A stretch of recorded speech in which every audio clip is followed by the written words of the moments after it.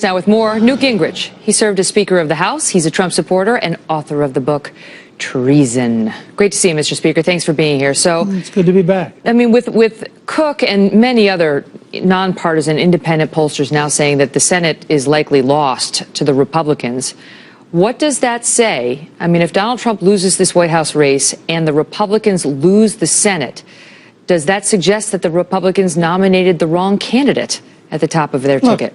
The next 2 weeks are a contest of two parallel universes.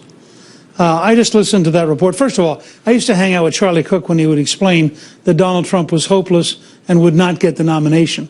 I like Charlie. That doesn't mean he's infallible. But let's take the report we just got. Republicans are actually outvoting Democrats in Florida. They're outvoting Democrats in Pennsylvania. That's unprecedented. They've cut the Democratic lead. You predict a win in Pennsylvania? I think they might. Really? Do you think Trump's going to win Pennsylvania?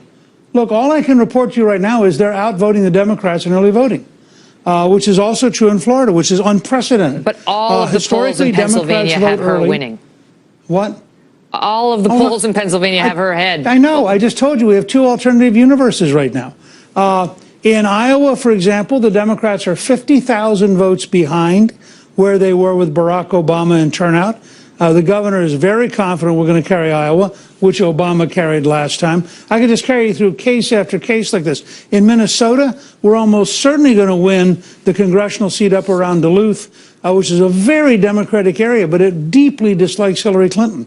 And represent now. But let me just ask you. Let me just ask you, because you say it's two alternate universes. I mean, these are sort of small examples of how he might be ahead in early voting and so on. But I'm telling you that the Fox News decision desk just moved Iowa, that you just mentioned, Indiana, 2nd Congressional District in Maine. All of them moved left, moved more likely to vote for Hillary Clinton. And in fact, all of the moves that have been on this map over the past 3 weeks by Larry Sabato, by Cook, by the Fox News decision desks, these are nonpartisan outlets that are just trying to call the electoral scoreboard. They're not nonpartisan outlets. Every outlet you described as part of the establishment. Fox News, really? Are we? I don't think so. And every state they've moved it to the left, towards Hillary. And you tell me whether that's all made up. No, I think they're two alternative universes. You have a poll which suggests that she's going to get a Barack Obama turnout among African Americans. I don't think that's going to happen. You have a Washington Post ABC News poll where they took out 8% of the vote because they didn't like the way it voted. Look, I've been around long enough. I remember when the Detroit Liberal newspaper on the Sunday before the election said John Engler would lose by 14 points. He won the governorship that year. I don't take polls as seriously as people who've never run for office. But your candidate, I can tell you. Your candidate loves them and has touted them from the beginning.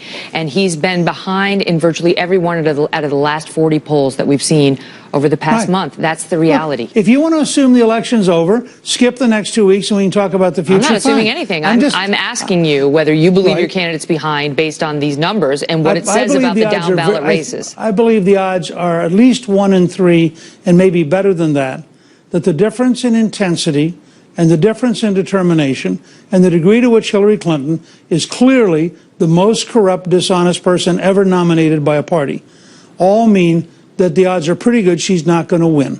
Now, I actually believe that. This is not just because I'm for Donald Trump. I actually believe the American people let me ask you about that. By this. So let's assume she is corrupt, right? She was just as corrupt 3 weeks ago and 3 months ago. And she would have been corrupt and collapsing physically on September 11th of this year, and her poll numbers tanked. But then you know what happened. He had a rough first debate. He took the bait on Alicia Machado. He stayed in that trap for a week. The Access Hollywood tape came out, which was not produced by Hillary Clinton. That was Trump on camera talking about grabbing women. Look, I just heard you go through this with Governor Pence. I get it. I know where you're coming from. But let me point out something to you. Sure. The 3 major networks spent 23 minutes attacking Donald Trump that night and 57 seconds on Hillary Clinton's secret speeches. You don't think this is a scale of bias worthy of Pravda and Izvestia? I mean, you want to know why Donald Trump's had a rough time? If Trump is a sexual predator, that is... He's not a sexual predator. Okay, you that's can't your say opinion. That. I'm not taking a position on it. Defend that statement. I am not taking a position on it. I'm sick and tired of people like you using language that's inflammatory, that's not true. Excuse me, Mr. Speaker. Donald you have Trump no was not idea this, whether it's true or not. What we know is that neither, there are at neither least... do you. That's right, and I'm not taking a position on it, unlike yes, you are. When you use the words, you took a position. So what and I think I said it's very is unfair of you to do that, Megyn. incorrect. I think that is exactly the bias people are upset by. I think that your defensiveness on this may speak volumes, sir. No, what I said let me just is suggest if... to you, No. Let me make my point, and then I'll give you the floor. What I said is if Trump is a sexual predator, then it's a big story. And what we saw on that tape was Trump himself saying that he likes to grab women by the genitals and kiss them against their will. That's what we saw. Then we saw 10 women come forward after he denied actually doing it at a debate to say that was untrue. He did it to me. He did it to me. We saw reporters. We saw people who had worked with him, people from Apprentice, and so on and so forth. He denies it all, which is his right. We don't know what the truth is. My point to you is, as a media story, we don't get to say the 10 women are lying. We have to cover that story, sir. Sure. Okay, so it's worth 23 minutes of the three networks to cover that story. And Hillary Clinton, in a secret speech in Brazil to a bank that pays her $225,000, saying her dream is an open border where 600 million people could come to America. That's not worth covering. That is worth covering. You want to go back through the tapes of your show recently? You are fascinated with sex, and you don't care about public policy. Me? Now, that's what I get out of watching you tonight.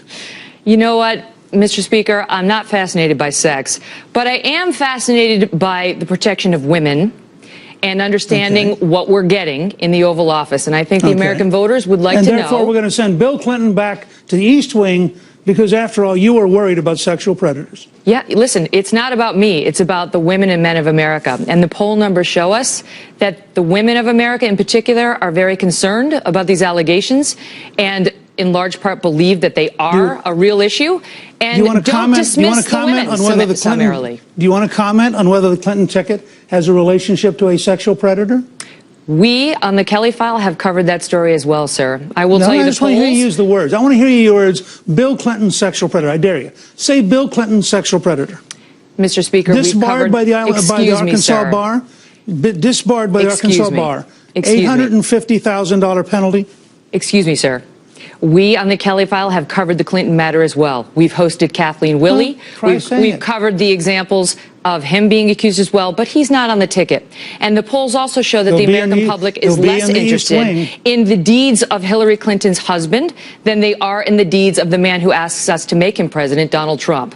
We're going to have to leave it at that, and you can take your anger issues and spend some time working on them, Mr. Speaker. Thanks for being here. And you too. You too.